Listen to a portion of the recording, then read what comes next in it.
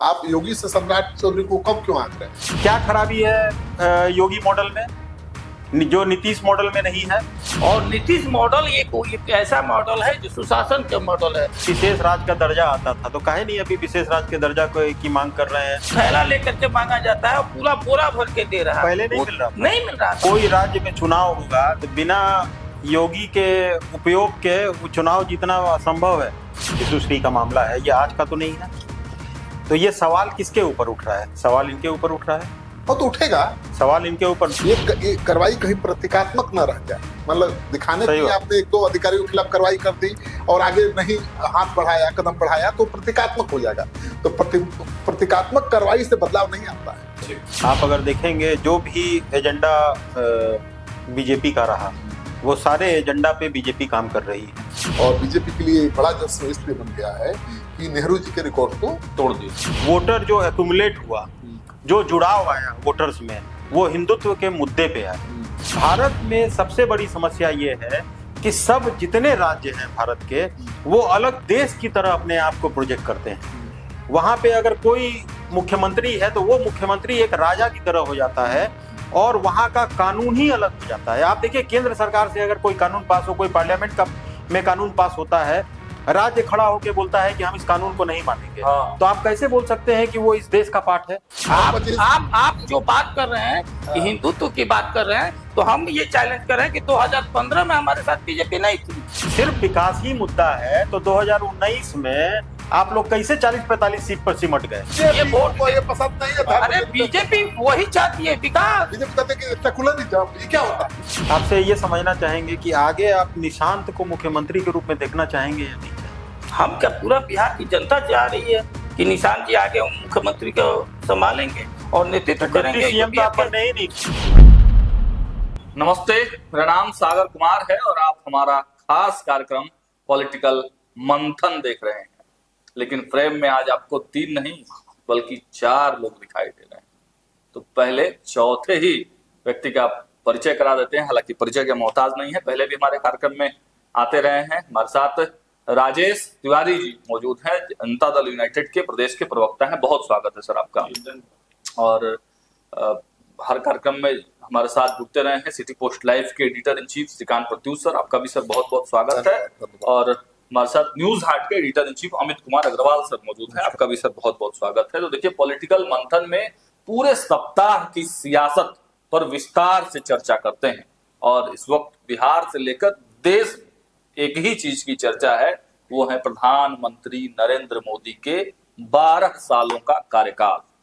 तो 12 सालों के कार्यकाल को लेकर भाजपा बहुत तैयारी में दिख रही है। तमाम मुख्यमंत्रियों को दायित्व दिए गए हैं, तमाम जो भाजपा के बड़े चेहरे हैं उनको ये कहा गया है, मंत्रियों को कहा गया है कि क्षेत्र में जाइए, प्रेस कॉन्फ्रेंस कीजिए, जनता को बताइए। उसी क्रम बिहार के मुख्यमंत्री सम्राट चौधरी ने भी मीडिया संवाद किया है। 12 साल की उपलब्धियां तो उन्होंने बताई मोदी सरकार के। उसके साथ साथ बिहार में जो सम्राट चौधरी काम कर रहे हैं, जिस एक्शन प्लान में है, उसको बड़ी विस्तार से बताया है। तो उस पर ही आज हम लोग चर्चा करेंगे।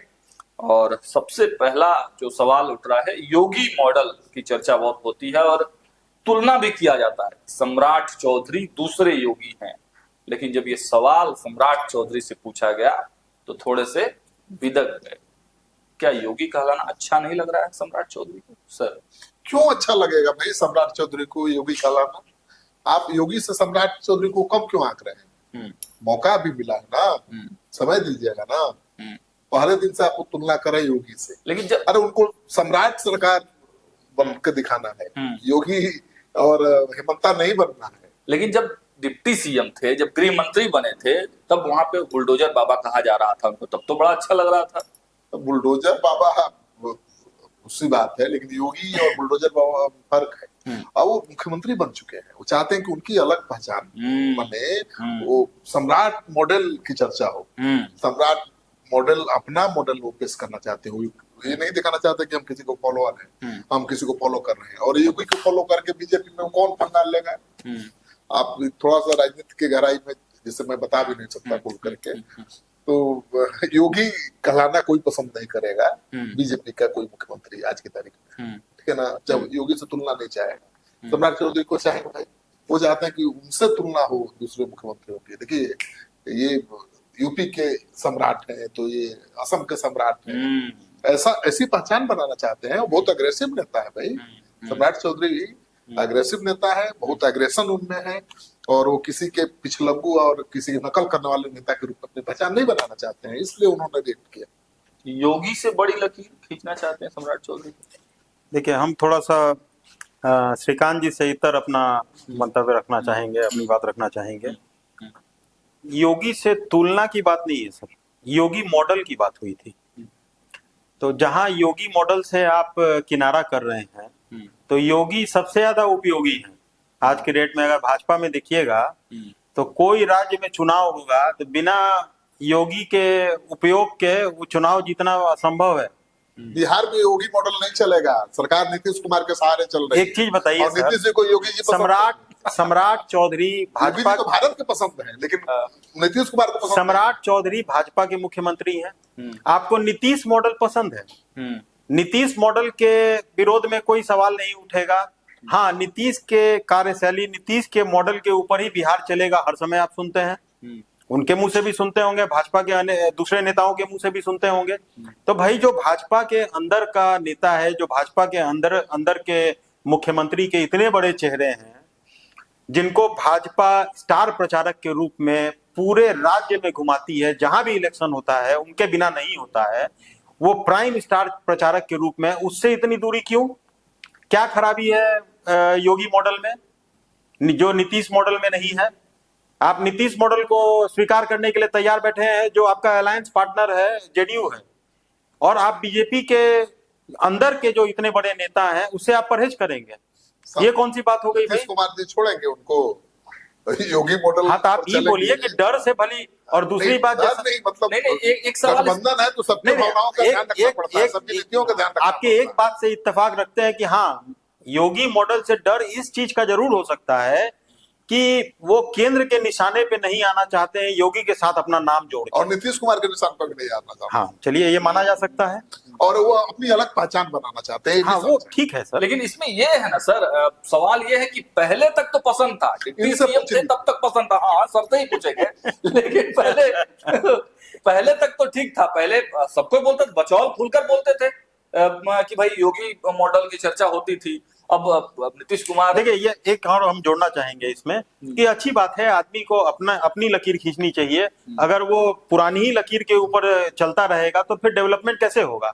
हर आदमी को अपने विचार के हिसाब से, अपने ब्रेन के हिसाब से सोचना चाहिए, तभी कुछ अलग हट के कोई कार्य कर सकता है। वो एक अलग बात है कि सम्राट चौधरी एक अच्छी लकीर, लंबी लकीर खींचने में विश्वास रख रहे हैं। राजेश सर भी हमारे साथ हैं, जदयू के प्रवक्ता हैं, तो जदयू का पक्ष भी जानना ना होगा कि भाई सम्राट चौधरी, सम्राट मॉडल, योगी मॉडल, नीतीश मॉडल, कौन सा मॉडल चलेगा राजेश जी बिहार में? बिहार लोकतंत्र का जननी रहा है और ये समाजवादियों का गढ़ रहा है। उत्तर प्रदेश और बिहार के राजनीतिक प्रदेश में बहुत ज्यादा जमीन आसमान का अंतर है।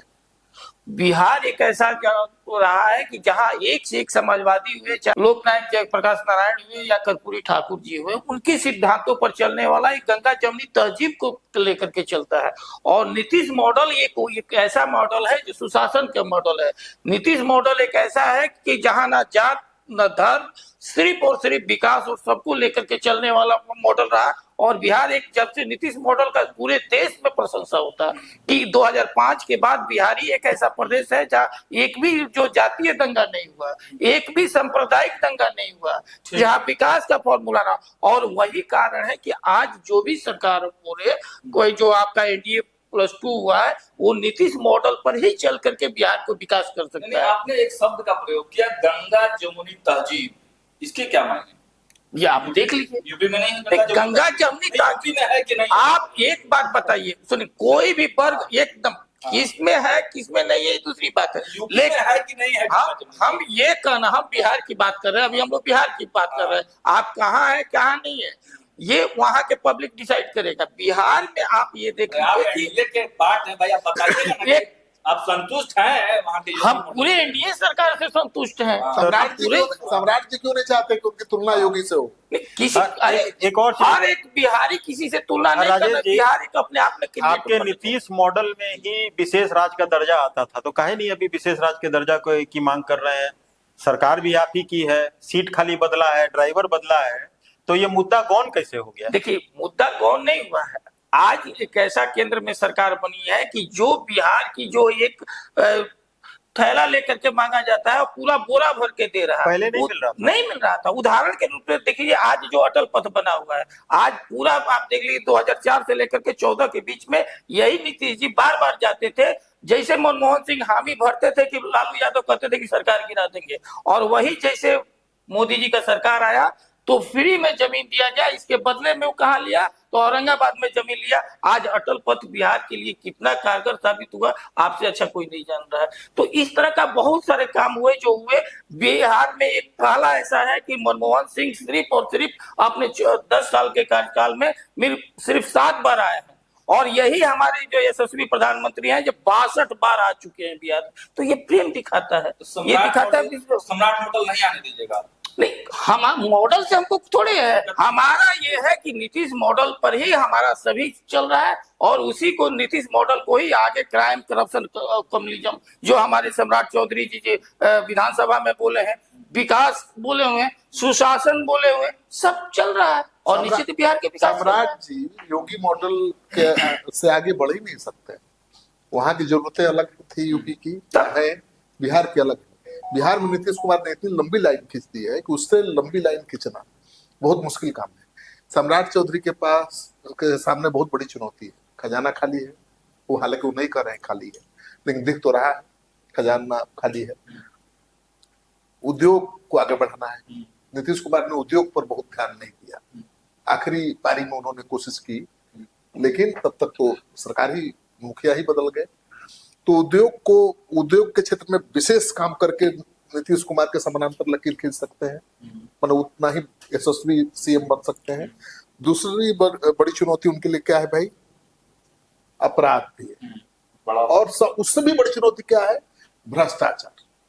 तो सम्राट चौधरी का जोर है कि औद्योगिकरण पर। आपने उनकी बात सुनी थी? वो बिहार में उद्योग लगाना चाहते हैं, निवेश लाना चाहते हैं, ताकि रोजगार मिले और बेरोजगारी दूर हो। देखिए, दूसरी प्राथमिकता उनका है भ्रष्टाचार पर चोट, क्योंकि भ्रष्टाचार ये जो है ये आज का नहीं है, लंबे समय से चला रहा है। और लग रहा था कि नीतीश कुमार की जो ईमानदारी थी वही भ्रष्ट अधिकारियों की सुरक्षा की छतरी बन गई थी। ये तो भाई पहले के ही सीनियर आईएएस हैं जिन पर आरोप लग रहा है कि विश्वसनीय से उसके संबंध है। 1 दर्जन आईएएस अधिकारी है। तो सम्राट के सामने ये भी बड़ी चुनौती है कि उन भ्रष्ट आईएएस अधिकारियों के खिलाफ कार्रवाई करना इतना आसान नहीं है। ये कहना और करना बहुत फर्क होता है। 2 आईएएस अधिकारियों को निलंबित करके उन्होंने संकेत दिया है कि उस राह पे आगे बढ़ेंगे, लेकिन कितनी मजबूती से बढ़ेंगे ये तब पता चलेगा जब बड़े घड़ियाल पर। यहाँ पे जो भ्रष्टाचार का मुद्दा उठ रहा है, जो आप देख रहे हैं रिशुश्री का मामला है, ये आज का तो नहीं है। तो ये सवाल किसके ऊपर उठ रहा है? सवाल इनके ऊपर उठ रहा है। हाँ, तो उठेगा सवाल इनके ऊपर। दूसरी बात, जहां इंडस्ट्रियलाइजेशन की बात आप कर रहे हैं सर, तो सरकार को ये भी तो क्लियर होना पड़ेगा। आज सरकार जो बिहार में बन रखी है, या सबसे बड़ा मुद्दा बिहार में क्या रहा? पलायन का रहा, रोजगार का रहा। आपका क्या सोच है? आप किस तरह की इंडस्ट्री बिहार में लाना चाहते हैं जिससे कि ये पलायन बंद हो, रोजगार यहाँ पे मिले? तो ये क्लियर आपको कम से कम इंडस्ट्रियलाइजेशन में आपको एक रोड मैप तैयार करना पड़ेगा। सरकार को एक रोड मैप तैयार करना पड़ेगा कि किस तरह की इंडस्ट्री को ज्यादा प्रेफरेंस दिया जाए जिससे कि रोजगार यहाँ पे ज्यादा से ज्यादा रोजगार उपलब्ध हो सके। बड़ी इंडस्ट्री से बहुत ज्यादा रोजगार आपको नहीं मिलने वाला है। रोजगार जो लेबर ओरिएंटेड इंडस्ट्री होती है, जहां पे स्किल्ड और अनस्किल्ड लेबर होते हैं, वो एमएसएमई से आता है। छोटी इंडस्ट्री, लेदर की इंडस्ट्री लगाई जाए, हाँ, कृषि आधारित इंडस्ट्री हो, फूड प्रोसेसिंग हो, लेदर इंडस्ट्रीज हो, पैकिंग इंडस्ट्री हो, ये अगर लगेगा तभी जाके यहाँ के लोगों को रोजगार मिल पाएगा, वो पैसा का रोटेशन यहाँ बिहार में हो पाएगा। तो सरकार को इस पे भी बहुत क्लैरिटी से सामने आना चाहिए कि किस तरह की इंडस्ट्री को वो अट्रैक्ट करना चाहते हैं बिहार में। सिर्फ बड़ी इंडस्ट्री लगाने से बिहार को बहुत ज्यादा लाभ हो जाएगा ऐसा मेरा मानना नहीं। ना, आप बिल्कुल सही कह रहे हैं। देखिए, तो वही तो मैंने कहा, उद्योग का माहौल बनाना एक चुनौती तो है ना भाई। रोड मैप तैयार है, ऐसा नहीं है। सम्राट चौधरी का रोड मैप तैयार है। औद्योगिक नीति में भी बहुत आमूलचूल परिवर्तन लाए गए हैं। लैंड कैसे इंडस्ट्री के लिए दिया जाए, उस पर भी काम हो रहा है। उन्होंने कहा लैंड बैंक बढ़ा रहे हैं, बना रहे हैं, लेकिन ये आसान नहीं है जो कह रहे हैं करना। भ्रष्टाचार के खिलाफ कार्रवाई करना भी बहुत आसान नहीं है। ये कार्रवाई कहीं प्रतीकात्मक न रह जाए, मतलब दिखाने के लिए आपने एक दो अधिकारियों के खिलाफ कार्रवाई कर दी और आगे नहीं हाथ बढ़ाया, कदम बढ़ाया, तो प्रतीकात्मक हो जाएगा। तो प्रतीकात्मक कार्रवाई से बदलाव नहीं आता है। तो अब थोड़ा बात बढ़ाते हैं, और मीडिया संवाद के कार्यक्रम में आप लोग मौजूद ही थे, कई तरह की बातें चली, लेकिन प्रधानमंत्री नरेंद्र मोदी के 12 साल पूरे हुए हैं, उस पर थोड़ा सा हम लोग प्रकाश डाल लेते हैं। फिर सम्राट चौधरी पर आएंगे, लौटेंगे वापस, क्योंकि भाई हम लोग बिहार में हैं, सम्राट की बात करना तो जरूरी रहा है। लेकिन पहले प्रधानमंत्री नरेंद्र मोदी के 12 साल पूरे हुए हैं। सर, आपकी प्रतिक्रिया, परसों जो सम्राट चौधरी ने जो स्पीच दिया और जो बातचीत की, क्या लग रहा है आपको? देखिए, तो भारत सरकार की उपलब्धि तो गिनाएंगे, वो मुख्यमंत्री है बिहार के, और प्रधानमंत्री ने 12 साल पूरे किए हैं। और बीजेपी के लिए बड़ा जश्न इसलिए बन गया है कि नेहरू जी के रिकॉर्ड को तोड़ दिया, मोदी जी ने तोड़ दिया है। लोकतांत्रिक प्रधानमंत्री चुने हुए भाई, तो नेहरू जी तो बन गए थे 47 में ही, लेकिन उस समय आपके संविधान नहीं न था, उस समय चुनाव नहीं न हुआ था। वो तो गवर्नर जनरल जो थे ब्रिटिश के, उन्होंने ओथ दिलाया था ना। तो लेकिन जनता ने चुनकर प्रधानमंत्री बनाया नेहरू जी को कब? 52 में। और उससे जोड़ दीजिएगा तो उनका 11 साल से कम ही हो रहा है, ठीक है ना। मोदी जी 12 साल पूरा कर दिए, तो ये जश्न का माहौल है। और बीजेपी हमेशा चुनावी मोड में रहती है। अभी तो चुनाव है कई राज्यों में ना, उत्तर प्रदेश में तो सबसे बड़ा राज्य है, बड़ी लड़ाई है। तो अभी से बीजेपी पूरे देश में अपने कामकाज का प्रचार प्रसार करके एक नैरेटिव, नया नैरेटिव सेट करना चाहती है कि कैसे भारत मोदी जी के नेतृत्व में आगे बढ़ रहा है और जनता कितना भरोसा कर रही है। अब देखिए ना, बंगालो आ गया, झारखंडो आने वाला है, इंतजार करिए बहुत जल्दी। बिहार पहले से है, यूपी में योगी बाबा ही है, वो कहीं हिलने देंगे? तो पूरा गंगा के इलाके में मोदी जी के कार्यकाल के बारे में सर आपकी प्रतिक्रिया? नहीं, देखिए, सफल कार्यकाल तो रहा, इसमें कोई शंका तो है नहीं। आप अगर देखेंगे जो भी एजेंडा बीजेपी का रहा, वो सारे एजेंडा पे बीजेपी काम कर रही है। धारा 370 हटा, राम मंदिर बना। आप अगर देखेंगे तो एम्स कितने बन गए, कितने एयरपोर्ट्स बन गए। अगर आज से 12 साल 15 साल पहले और अभी में अगर तुलना आप कर रहे हैं तो जमीन आसमान का अंतर है। अगर बिहार को भी आप देखेंगे तो बिहार को भी बहुत कुछ मिला है, ऐसा नहीं है कि बिहार को नहीं मिला है। अगर अन्य राज्यों को मिला है तो उसके बनिस्बत बिहार को भी अच्छा खासा मिला है। एम्स आप देखिए, बिहार में लगातार एम्स के लिए दरभंगा एम्स हो गया, पटना एम्स हो गया, अभी और भी एम्स यहाँ पे आने का है। एयरपोर्ट आप देख लीजिए तो लगातार पटना एयरपोर्ट कितना बढ़िया बन गया है। कोई भी आदमी अगर पटना आता है, जैसे कल सम्राट चौधरी जो मीडिया संवाद में बता रहे थे, तो सही है, फर्स्ट इंप्रेशन लास्ट इंप्रेशन होता है। एयरपोर्ट उतरते ही क्या बदलाव हुआ है बिहार में या पटना में, वो सामने दिखाई देता है। तो बहुत कार्यकाल इनका सफल रहा मोदी जी का, इसमें कोई शंका की बात नहीं। सम्राट चौधरी ने मीडिया संवाद के भाषण में एक बातें कही कि भाजपा कमिटमेंट वाली पार्टी है। भाजपा ने जो कमिटमेंट दिया था, चाहे राम मंदिर हो, धारा 370 हो, 3 तलाक हो, और भी यूसीसी वगैरह, तो उन मुद्दों के बारे में आप क्या कहेंगे? क्योंकि डेवलपमेंट तो देखिए, कांग्रेस को भी कहा जाता है कि कांग्रेस ने भी डेवलपमेंट किया, हालांकि करप्शन के मुद्दे पर फिर सरकार जो चली गई। भाजपा को भी लोग डेवलपमेंट से जोड़ते हैं, लेकिन मेन जो एजेंडा है, जो हिंदुत्व का एजेंडा है, वो उसमें कितना सफल भाजपा रह पाई? नहीं, आप अगर देखिएगा किसी भी राज्य में, बंगाल एक एक्सेप्शन मान लीजिए, क्योंकि बंगाल में इसके पहले ट्रायल करके बीजेपी देख चुकी थी, भाजपा देख चुकी थी। तो हिंदुत्व वाला मुद्दा ऐसा नहीं है कि सारे राज्यों में आप उस मुद्दे के तहत ही इलेक्शन जीत पाएंगे, लेकिन पूरे भारत में हर जगह अगर आप देखेंगे, वोटर जो एक्यूमुलेट हुआ, जो जुड़ाव आया वोटर्स में, वो हिंदुत्व के मुद्दे पे आया। वही मुद्दा ऐसा मुद्दा बना जो भाजपा माइंडसेट के या फिर एनडीए माइंडसेट के जो वोटर्स हैं, वो एकजुट हो पाए। बीजेपी को लोग केवल हिंदुत्व के लिए ही मतलब चुनते आए हैं प्रधानमंत्री को। उन्होंने एक बात यह भी कहा कि भाई, विपक्ष आरोप लगाता है बार बार कि मोदी जी ही क्यों बार बार वो हर राज्य में हर जगह से चुनकर आते हैं? क्योंकि मोदी जी घर दे रहे हैं, खाना दे रहे हैं, रहना दे रहे हैं, तमाम चीजें उन्होंने गिनाई, दवाई दे रहे हैं, अस्पताल का खर्चा दे रहे हैं।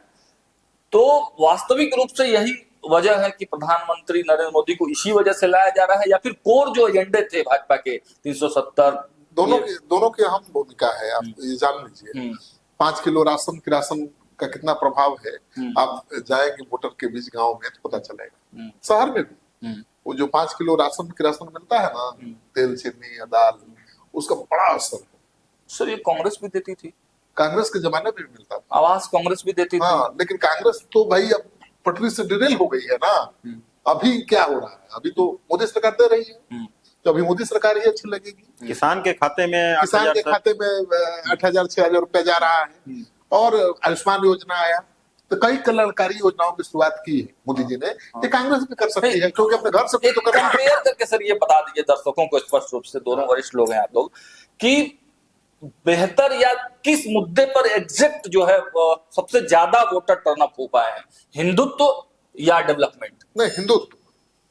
बीजेपी के पार्ट से अगर हिंदुत्व निकाल दिया जाए तो खत्म, दिक्कत हो जाएगी। हिंदुत्व हार्डकोर एजेंडा है, हार्डकोर एजेंडा, बिल्कुल सबसे 90% वोटर टर्नअप होते हैं इस मुद्दे पर, हिंदुत्व के नाम पर। और अब आगे की जान लीजिए क्या है एजेंडा बीजेपी का। अच्छा, अब भाई राम मंदिर तो बन गया। हाँ। हिंदुत्व की भी बात बहुत हो गई। हाँ। अब हिंदुत्व का अगला एजेंडा ये है, अमित शाह जी के साथ हम लोग की बैठक जी दिल्ली आप गए थे, तो हम लोगों ने पूछा कि आगे क्या करने वाले हैं। तो बोले कि अभी तो बहुत बड़ा बड़ा काम है। कहते क्या काम है भाई? अभी भी बड़ा बड़ा काम। हाँ, अभी बड़ा काम है। क्या काम है? तो बांग्लादेशियों को एक एक करके भगाना है। हम बोले कि वो तो बांग्लादेश लेगा ही नहीं।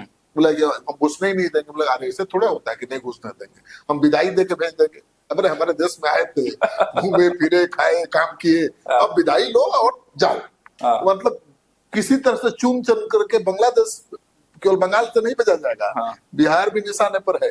ठीक है, इसमें एक छोटा सा सवाल सर आपसे, आपको याद होगा जब हम असम गए थे तो हम सवाल पूछे थे हिमंता विश्व शर्मा से, हमने यही सवाल पूछा था कि आखिर बांग्लादेशियों के नाम पर कब तक वोट मांगेगी भाजपा, कब तक वो लोग पूरी तरह, कब तक आप लोग ये पूरा कंप्लीट उन लोगों को बाहर भेज दीजिएगा? तो उन्होंने क्या कहा था, आपको याद ही होगा सर, उन्होंने कहा था कि ये बीमारी है, कभी खत्म नहीं होगा, ये कैंसर, जब तक हम लोग रहेंगे, जब तक बांग्लादेश का अस्तित्व रहेगा, तब तक हमको उससे जूझना पड़ेगा। देखिए, इन्फिल्ट्रेशन तो रहेगा।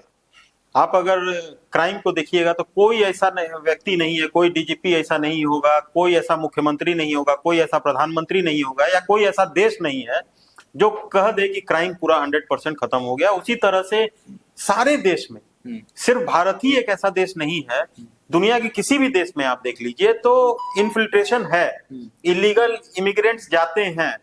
लेकिन सब जगह क्या है कि थोड़ा स्ट्रिक्ट है। अमेरिका को आप देख लीजिए या किसी दूसरे कंट्री को देख लीजिए, वो इसमें कड़ाई से अपने देश के प्रति वो लोग सजग हैं और कड़ाई से इसका पालन करते हैं। कोई इलीगल इमिग्रेंट्स अगर आता है या पकड़ा जाता है तो उसको डिपोर्ट किया जाता है। भारत में सबसे बड़ी समस्या ये है कि सब जितने राज्य हैं भारत के, वो अलग देश की तरह अपने आप को प्रोजेक्ट करते हैं। वहां पे अगर कोई मुख्यमंत्री है तो वो मुख्यमंत्री एक राजा की तरह हो जाता है और वहां का कानून ही अलग हो जाता है। आप देखिए, केंद्र सरकार से अगर कोई कानून पास हो, कोई पार्लियामेंट का में कानून पास होता है, राज्य खड़ा होकर बोलता है कि हम इस कानून को नहीं मानेंगे। तो आप कैसे बोल सकते हैं कि वो इस देश का पार्ट है? यही कारण है कि इस तरह के इलीगल जो इमिग्रेंट्स हैं, जो दूसरे देश से आते हैं, उनको सह मिलता है। तो अमित शाह सर कर पाएंगे सरकार? एकदम जिस ढंग से भाजपा का एजेंडा रहा है, और 12 साल में भाजपा ने 370 हटाया या फिर राम मंदिर बनाया, जिसके बारे में कहा जाता था कि कभी भी राम मंदिर नहीं बनेगा, ये एजेंडा बन के ही रह जाएगा। तो हम लोगों को विश्वास है और ऐसा लगता है कि भाजपा अपने इस मुद्दे पे भी बहुत खड़ा उतरेगी। उस सवाल पे भी आपका प्रतिक्रिया चाहेंगे, हिंदुत्व डेवलपमेंट बेसिक मुद्दा क्या, किस पर वोटर टर्नअप हो रहा है? देखिए, मेजर वोटर तो हिंदुत्व के नाम पे जुड़ाव हो रहा है। जो कंसोलिडेट कहा जाता है वो हिंदुत्व के नाम पे हो रहा है। डेवलपमेंट तो बहुत बड़ा मुद्दा है ही, सिर्फ आप हिंदुत्व बोल के किसी को अपने पक्ष में नहीं कर सकते हैं। डेवलपमेंट बोल के भी भाजपा नहीं चल सकती। पोलराइजेशन के बिना चुनाव जीतना मुश्किल है। अब ये सवाल लेकर हम चलते हैं नीतीश कुमार की पार्टी के पास। भाई, हिंदुत्व या डेवलपमेंट, कौन सा मुद्दा चलेगा? देखिए, अगर आप कह रहे हैं ना, तो पूरे एनडीए जो गवर्नमेंट है वो विकास डेवलपमेंट पर चल रही है और विपक्ष जिस तरह से गुमराह है। अब जैसे जैसे विपक्ष जो मुद्दा उठा रहा है, विपक्ष का बात ही हम नहीं कर रहे हैं। आप जो कह रहे हैं वही बात कर रहे हैं, जनता डिसाइड करेगी। जैसे आप क्या होगा, आप बिहार के चुनाव होगा, हाँ। बिहार के चुनाव में क्या इशू बनाया विपक्ष? वोट चोर।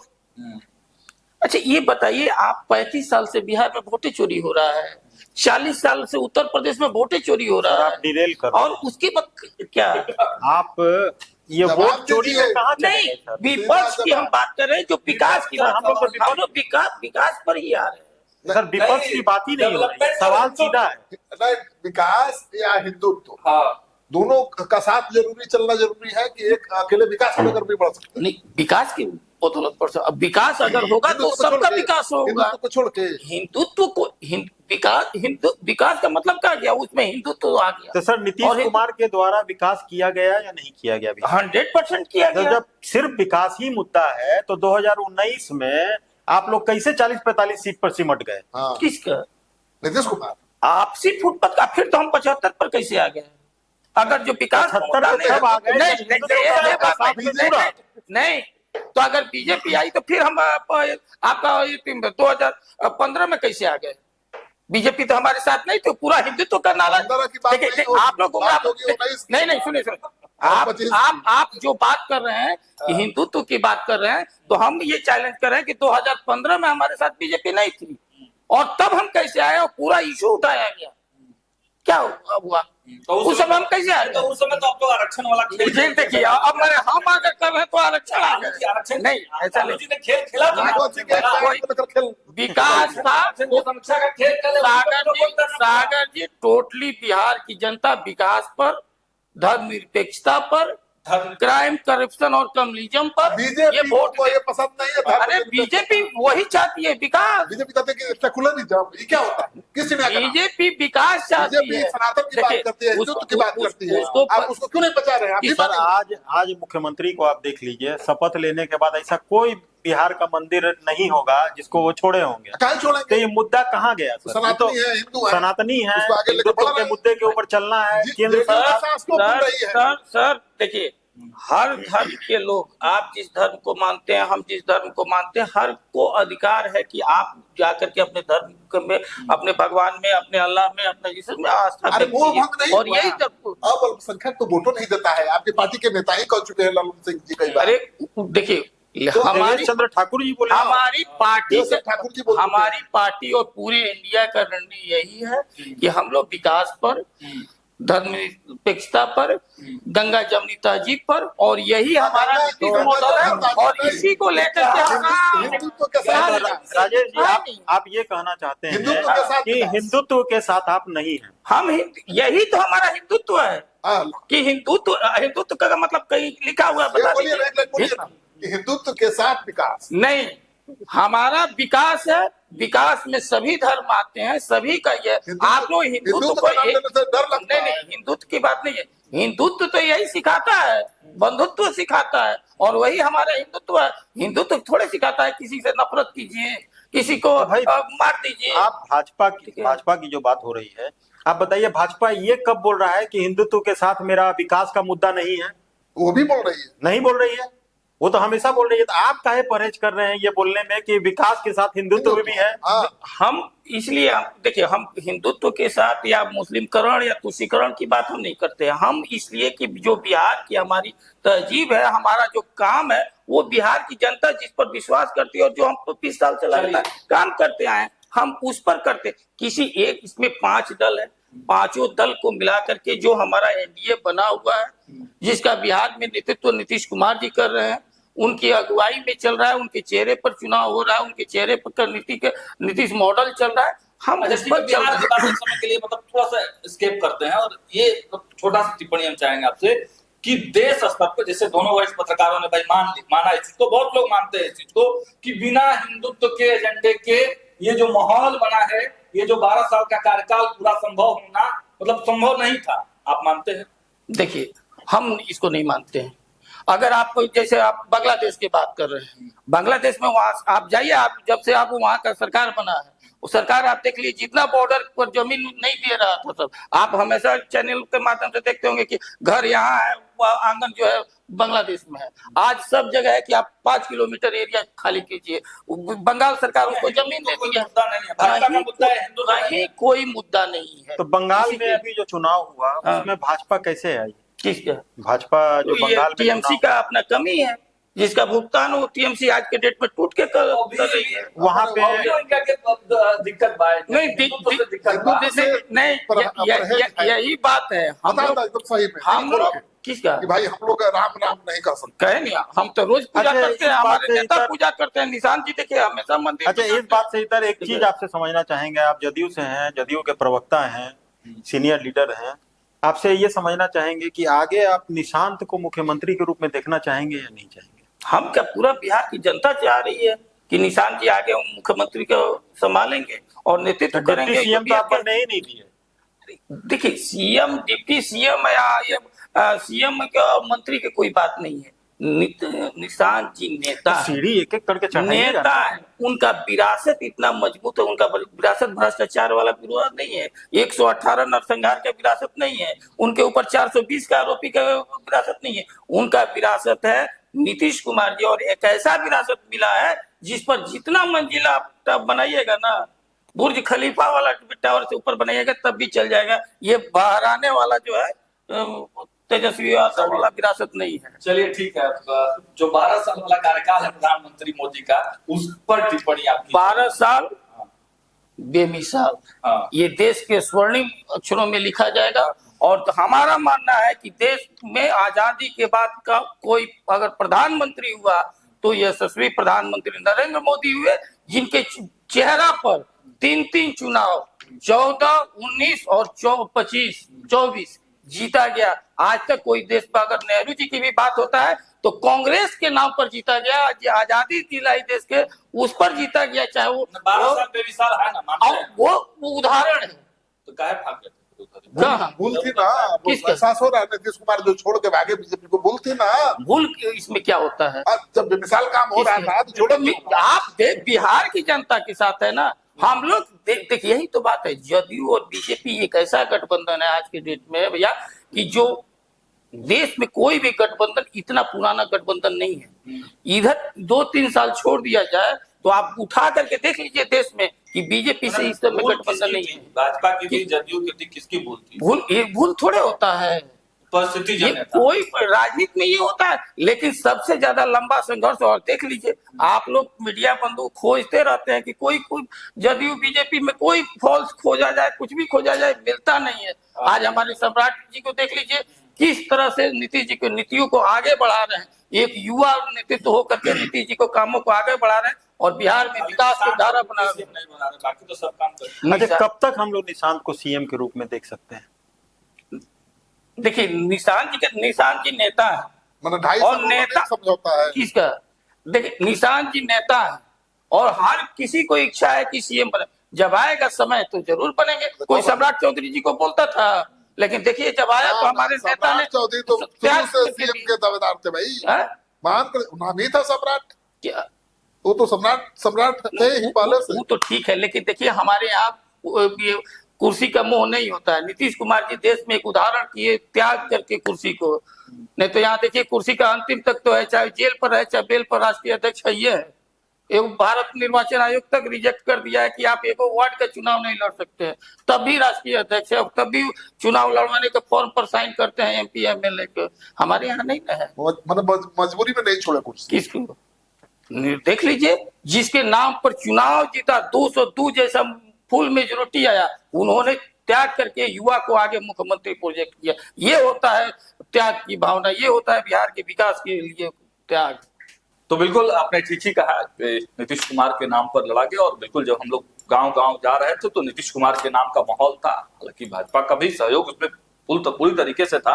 प्रधानमंत्री नरेंद्र मोदी का चेहरा था, 5-5 किलो अनाज था, वो सब मुद्दे थे। लेकिन नीतीश कुमार की वजह से भी बहुत ज्यादा वोटर टर्नअप हो रहे थे, इसमें कहीं कोई दो मत नहीं है बिल्कुल। और प्रधानमंत्री नरेंद्र मोदी का 12 साल का जो कार्यकाल था उस पर विस्तार से हम लोगों ने चर्चा की, तमाम लोगों ने अपनी प्रतिक्रियाएं यहाँ पर रखी।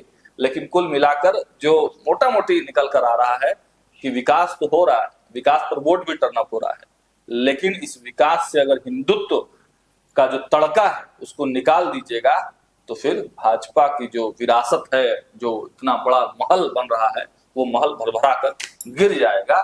तो हिंदुत्व को पकड़ कर रखना पड़ेगा। फिलहाल चर्चा को देते हैं विराम। अब तमाम दर्शकों का और आप तमाम मेहमानों का बहुत बहुत शुक्रिया, बहुत बहुत धन्यवाद।